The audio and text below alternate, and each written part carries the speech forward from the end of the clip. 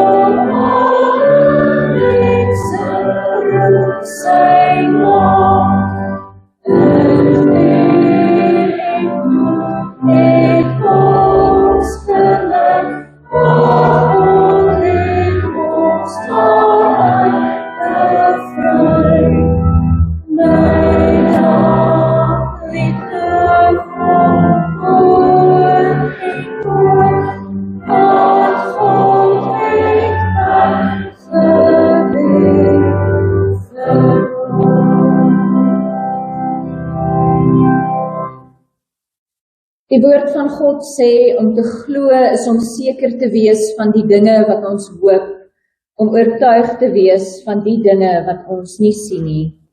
Geliefdes, die drie enige God groet u vanoggend met sy seën. God die Vader en Skepper van alles en almal seën u. God die Seun en Verlosser van die wêreld seën u. God die Heilige Gees wat in ons woon, seën u. Amen. Kom ons sing dan nou tot lof van die Here uit Gesang 478. Ons sing vers 1, 3 en 4 van Gesang 478. Op vaste fondamente het God sy kerk gebou. Ons sing hierdie lied staande, verse 1, 3 en 4.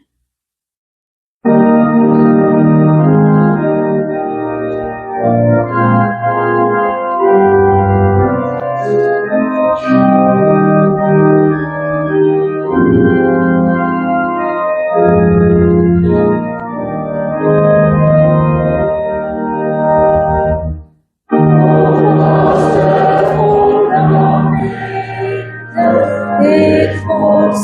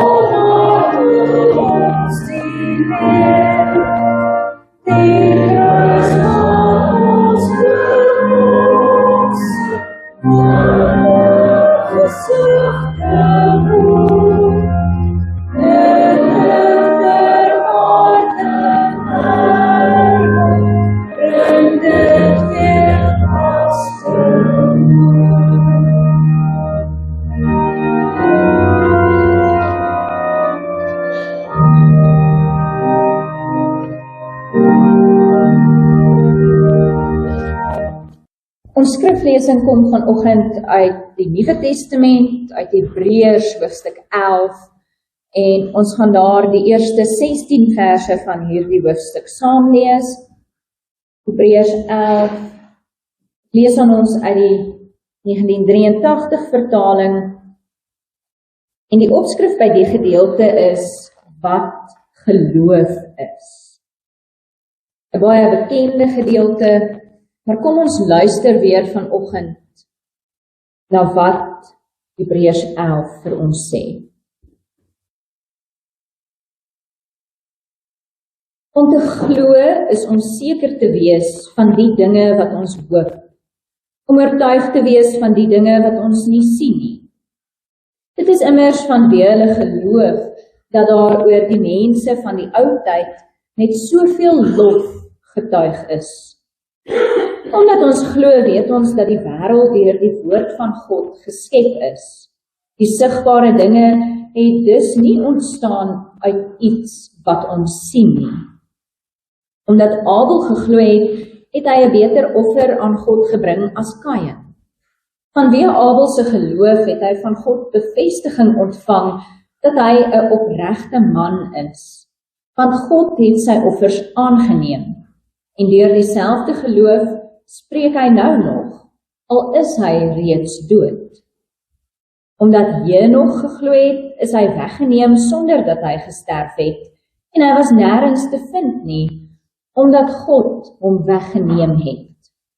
Van hom word getuig dat hy, voordat hy weggeneem is, geleef het soos God dit wou. As 'n mens nie glo nie, is dit onmoontlik om te doen wat God wil. Wie tot God nader, moet glo dat hy bestaan en dat hy die wat hom soek, beloon.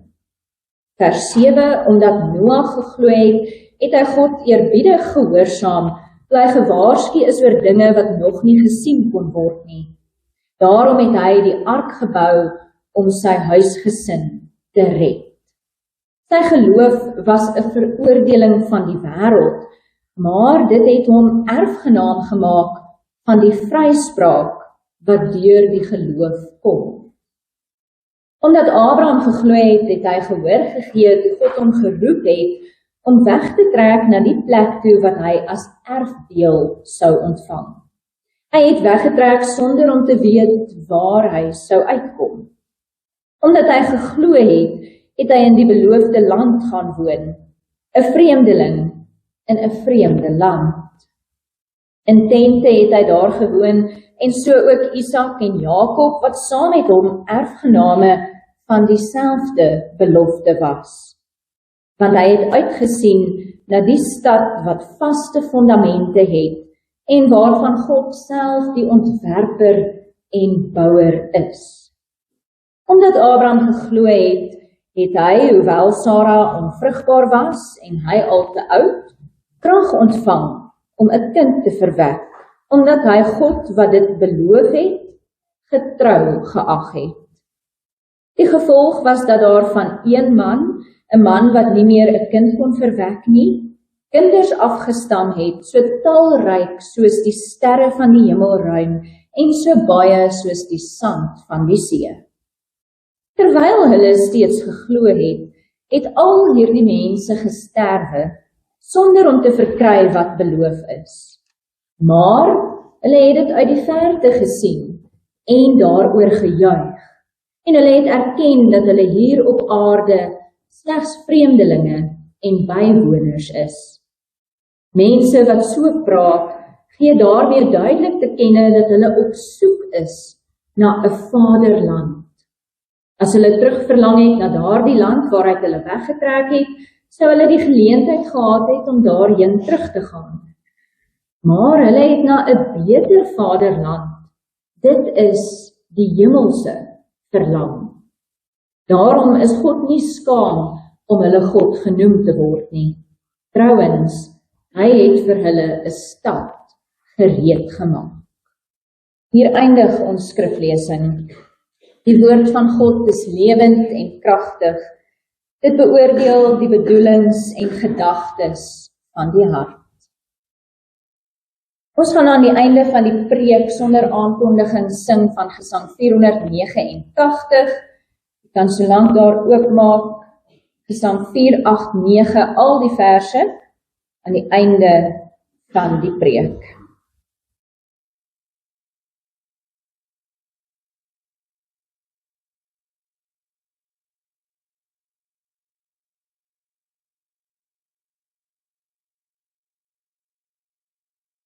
Geliefde gelowiges, ontnugter. Hierdie woord is waarskynlik 'n raakbeskrywing van hoe ons die lewe met tye ervaar. Om ontnugter te wees, beteken dat jy van alle illusies ontneem word, dat jy ruwe teleurstelling beleef. Ons het elkeen in ons lewe al ontnugterings beleef. Wanneer mense en verhoudings ons teleurstel, kom ons ontnugter daarvan af. Wanneer ons te make kry met die harde werklikheid van die dood, wanneer ons 'n geliefde aan die dood moet afstaan, ontnugter dit ons. Omstandighede buite ons beheer, dinge soos siekte en ongeluk, kan ons ontnugter. Die wêreld en al die slegte dinge wat daarin gebeur, ontnugter ons. Maar ons kan ook onsself teleurstel. Wanneer ons nie aan ons eie verwagtinge voldoen nie, of wanneer ons dalk ons eie vermoëns oorskat, bring dit 'n diep ontnugtering in jouself. En ontnugtering bring weer worsteling mee. Want dit laat ons besef dat ons nie 'n greep het op hoe die wêreld werk nie. Dat ons nie alles in ons lewens kan beheer nie. As gelowiges probeer ons vanuit ons geloof sin maak van die lewe se ontnugterings. Dit spoel oor na ons geloof. Ontnugterings laat bepaalde geloofsvrae ontstaan. En dan besef ons dat selfs al is ons gelowiges, verloop die lewe nie altyd glad en sonder uitdagings nie. Ja, geloof vrywaar ons nie van lyding of swaar kry nie. Inteendeel, geloof gaan dikwels gepaard met lyding en swaar kry. Daarom bring ontnugtering en die gepaardgaande geloofskrisis vir party mense uiteindelik by 'n plek van ongeloof uit. Mense kan nie met die paradoksale teenstrydighede van geloof rekening hou nie. Mense kan nie aanvaar dat sekere vrae onbeantwoord gaan bly nie. Die rede dat mense in ongeloof verval wanneer daar ontnugterings oor hulle pad kom, lê ook grootendeels in die motivering agter hulle geloof. Wat motiveer ons om gelowiges te wees en te bly? Glo ons uit vrees vir ewige verdoemenis? Glo ons vanuit 'n skuldgevoel? Glo ons sodat dit met ons op aarde goed kan gaan, sodat ons hier materiële voorspoed kan geniet? As hierdie dinge die motivering vir ons geloof is, sal ons nie kan staande bly wanneer ontnugterings ons tref. Dan verval 'n mens in ongeloof. Maar wat beteken dit dan regtig om te glo? Hoekom is ons gelowiges? Die beskrywing van geloof in die Bybel en ook mense se uitleef van hulle geloof deur al die eeue heen getuig juis van 'n ontnugterde geloof. Geloof wat met swaar kry gepaard gaan. Geloof wat opoffering vra. Die Hebreërsboek is natuurlik 'n baie goeie voorbeeld hiervan. Want die boek is gerig aan Christene wat vanuit 'n Joodse agtergrond kom, maar vanweë hulle assosiasie met Jesus vervolging en vervreemding beleef. As gevolg hiervan het baie gelowiges in daardie gemeenskap dit naderhand begin oorweeg om maar eerder hulle geloof te versaak. Daarom dat die skrywer hierdie preek aan hulle rig, waarin hy die gelowiges aanmoedig om te volhard in die geloof, om getrou te bly aan Christus.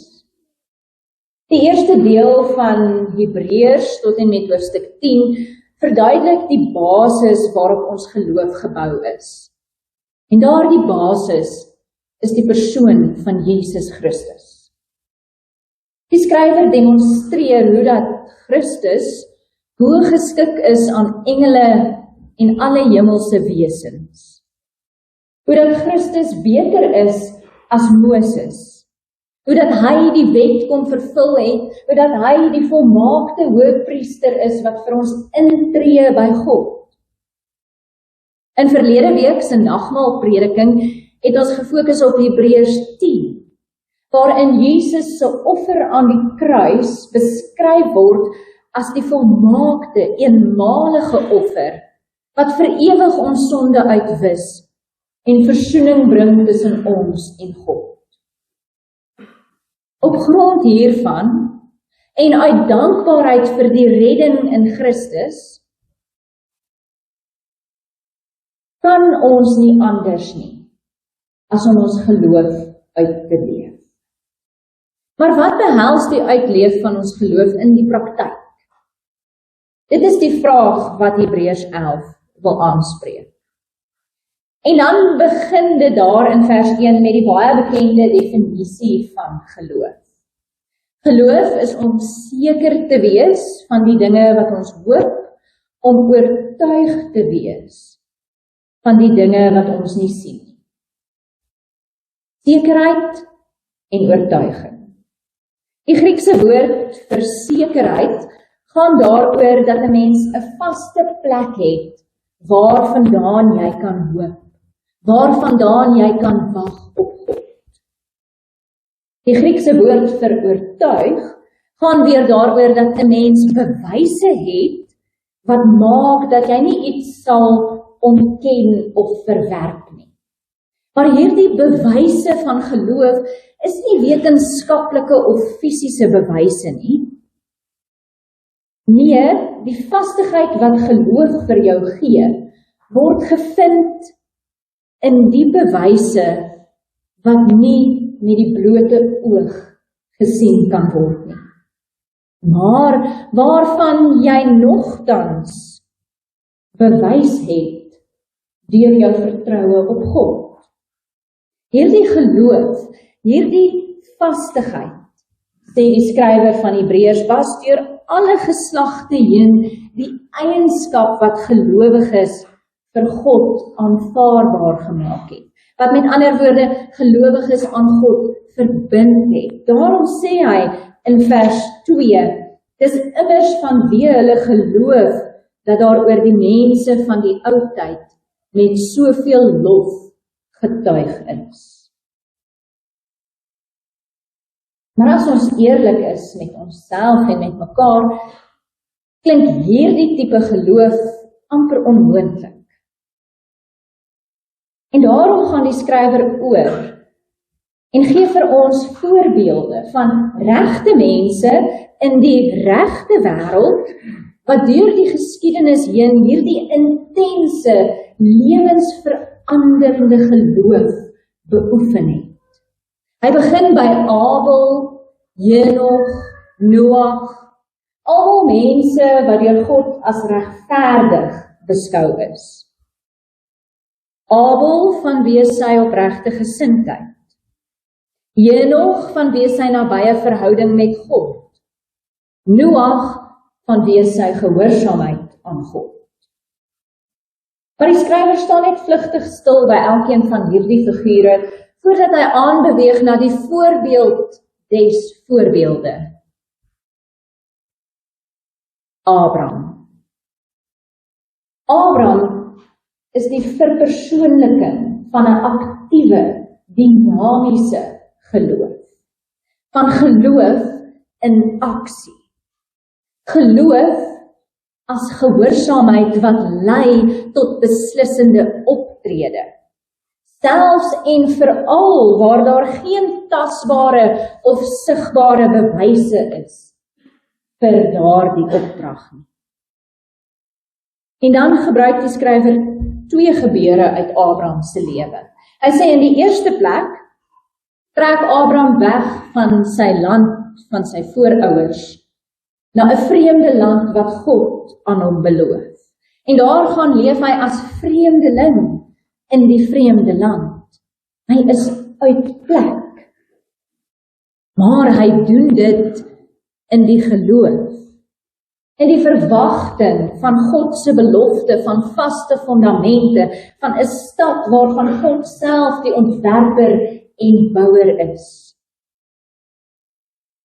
In die tweede plek, sê die skrywer van Hebreërs, glo en vertrou Abraham en Sara op God se belofte van 'n nageslag.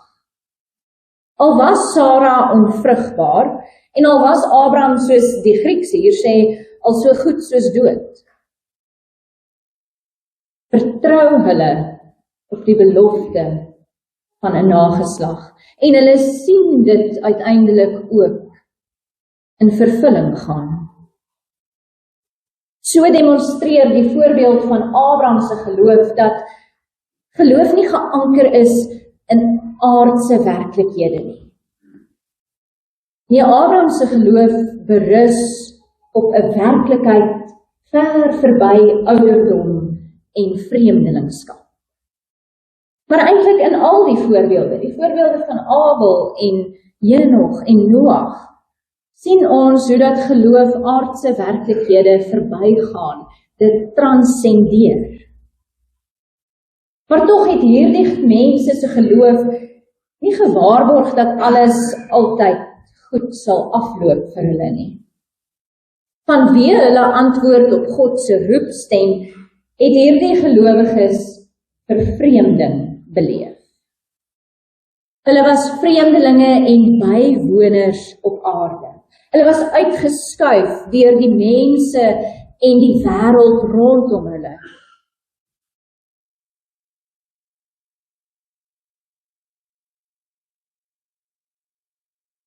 Tog het hierdie ontnugtering nie hulle vreugde gesteel nie. Selfs al het hierdie mense gesterf, sonder om noodwendig in hulle leeftyd die volle vervulling van God se beloftes te aanskou, kon hulle steeds juig, omdat hulle in geloof die vastigheid, die seker wete gehad het, dat hulle ware tuiste by God is. Dat hulle aan God behoort en tuis kom in die Vaderland. En net so, geliefdes, is daar reg weer die geskiedenis van Christen wees. Voorbeelde van mense wat vanweë hulle geloof vervolg is, gelei het, verwerp is deur die samelewing, misplaas is in die wêreld, vreemdelinge onder hulle eie mense was. Die ontnugterende gebeure van Bartholomeusnag op 24 en 25 Augustus 1572, daar waar duisende protestantse Christene om die lewe gebring is nog 'n voorbeeld hiervan uit ons meer onlangse kerkgeskiedenis. In die nuusbrokkie het ek 'n bietjie meer daaroor uitgebrei. Maar vandag beleef ons steeds vervreemding en afsondering wanneer ons geloof uitleef. Hoewel dit dalk op ander vlakke is, as waarop dit deur die geskiedenis was, bly dit 'n ontnugterende ervaring om gelowige te wees in hierdie wêreld. Maar tog kan ons in ons eie geloofsworstelinge troos en bemoediging put uit die geloof van die mense van die ou tyd, soos Hebreërs sê. Die geloof van hulle wat volhard het, omdat hulle vertroue in God geplaas het, omdat hulle besef het dat hulle maar net bywoners en vreemdelinge is, en dat hulle vaderland, hulle ware tuiste, nie in hierdie wêreld is nie. So wat beteken dit dan regtig om te glo? Hoekom sal ons in die 21ste eeu steeds gelowiges wees? Ons is nie gelowiges terwille van een of ander beloning nie. Ons is dit ook nie om gewild te wees in die wêreld nie. Om te glo beteken om op Christus as vaste plek te bou. Om te glo bring noodwendig verwerping, vervreemding en selfs bespotting. Christus het dit immers self ook verduur. Om te glo maak ons vreemdelinge in hierdie wêreld. Dit bring ontnigtering. Maar soos ons in Hebreërs 11 sien, en regdeur die geloofsgeskiedenis, deurleefde geloof is juis ontnigterde geloof. Dit is geloof wat rekening hou met die harde werklikhede van die lewe. Dit is geloof met diepgang. Geloof ten spyte van. Wat worstel met die essensie van die lewe. Maar dit is ook geloof wat deur hierdie worsteling heen groei. Geloof wat op pad is, wat verlang na die hemelse stad, wat op soek is na 'n vaderland. So is ons ook maar pelgrims, vreemdelinge, uit plek uit, op soek na 'n vaderland. Vir mense met so 'n geloof is God nie skaam om hulle God genoem te word nie. Trouwens, hy het vir hulle 'n stad gereed gemaak. Amen.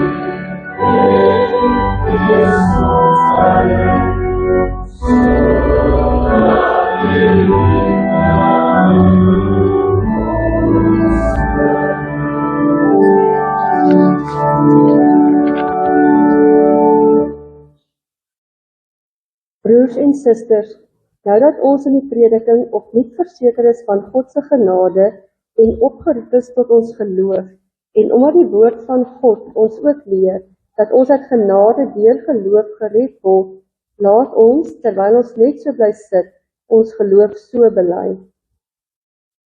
Ek glo in God die Vader, die Almagtige, die Skepper van die hemel en die aarde, en in Jesus Christus, sy eniggebore Seun, ons Here, wat ontvang is van die Heilige Gees, gebore is uit die Maagd Maria, wat gelei het onder Pontius Pilatus, gekruisig is, gesterf het en begrawe is, en ter helle neergedaal het, wat op die derde dag weer opgestaan het uit die dode, wat opgevaar het na die hemel, en sit aan die regterhand van God, die Almagtige Vader, van waar hy sal kom om te oordeel, die wat nog lewe en die wat reeds gesterf het. Ek glo in die Heilige Gees.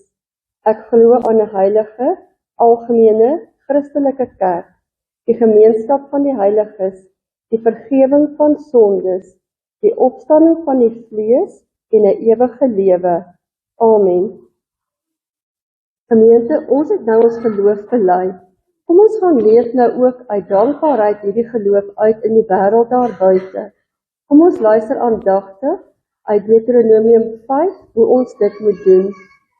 Die Here het gesê, ek is die Here jou God wat jou uit Egipte uit die plek van slawerny bevry het. Jy mag naas my geen ander gode hê nie. Jy mag nie vir jou 'n beeld of enige afbeelding maak van wat in die hemel daarbo of op die aarde hieronder of in die water onder die aarde is nie. Jy mag hulle nie vereer of dien nie, want ek die Here jou God, hy is onverdeelde trou aan my.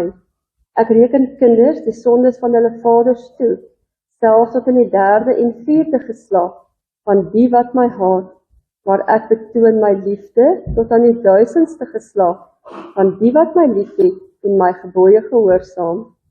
Jy mag die naam van die Here jou God nie misbruik nie, want die Here sal die een wat sy naam misbruik, nie ongestraf laat bly nie. Jy moet die Sabbatdag so deurbring, dat jy dit heilig hou, soos die Here jou God jou beveel het. 6 dae moet jy werk en alles doen wat jy moet, maar die 7de dag is die Sabbat van die Here jou God. Dan mag jy geen werk doen nie, nie jy, of jou seun, of jou dogter, of die man of vrou wat vir jou werk, of jou bees, of jou donkie, of enige dier van jou, of die vreemdeling by jou nie, sodat jou werksmense kan rus soos jy. Jy moet daaraan dink dat jy in Egipte 'n slaaf was, en dat die Here jou God jou deur sy groot krag en met magtige dade daaruit bevry het. Daarom het die Here jou God jou beveel om die Sabbatdag te onderhou. Eer jou vader en jou moeder, soos die Here jou God jou beveel het, dan sal jy 'n lang lewe hê, en sal dit goed gaan met jou in die land wat die Here jou God vir jou gee. Jy mag nie moord pleeg nie, jy mag nie egbreuk pleeg nie, jy mag nie steel nie, jy mag nie vals teen 'n ander getuig nie, jy mag nie iemand se vrou begeer nie, jy mag nie sy huis begeer nie, ook nie sy grond, sy slaaf of slavin, sy bees of donkie, of enigiets anders wat aan hom behoort nie.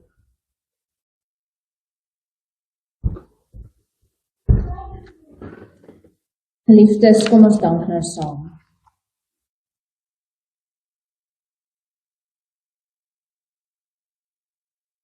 Drie-enige God, ons dank U dat U aan ons die gawe van geloof geskenk het. Tog worstel ons dikwels met die ontnugterings van die lewe. Maar ons dankie dat ons egter in die prediking daaraan herinner is, dat ontnugtering en vervreemding en swaar kry 'n onvermydelike deel van die lewe is. Noodsaaklik vir groei en diepte in die geloof. Daarom is ons bede dat U ons sal lei en bystaan in die uitleef van 'n ontnugterde geloof. Help ons om in U ons standvastigheid te vind, om te bou op die geloof en vertroue van hulle wat voor ons in die geloof volhard het. Laat ons altyd, o Here, verlang na ons ware vaderland, ons tuiste by U. Ons dankie dat U in die tyd en plek waarin ons vandag leef, steeds mense roep om in U diens te staan. Help ons om as gemeente in geheel met hierdie roepingsbewustheid te leef, om volhardend ons geloof uit te leef. Ons dankie dat ons dit kan doen met die wete dat U krag gee waar ons swak is, dat U genees waar ons siek is, dat U troos waar ons hartseer en moedeloos is. Daarom is ons bede, o Heer, gee vir ons geduld in nood, krag en moed tot in die dood, ja, totdat ons tuiskom in ons Vaderland. Amen.